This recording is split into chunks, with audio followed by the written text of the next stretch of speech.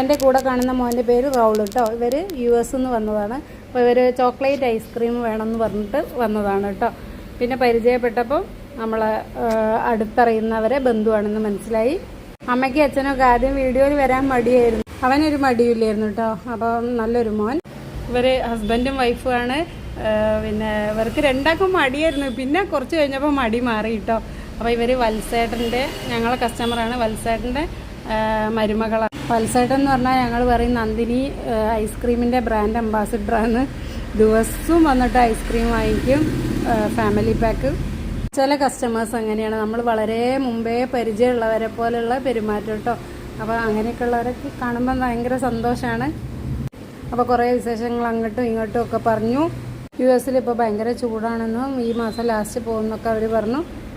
അപ്പം ഞാൻ അവരോട് എൻ്റെ വീഡിയോ ഒക്കെ കണ്ട് സബ്സ്ക്രൈബ് ചെയ്യണമെന്ന് പറഞ്ഞു. അപ്പോൾ താങ്ക് യു ഫോർ വാച്ചിങ്.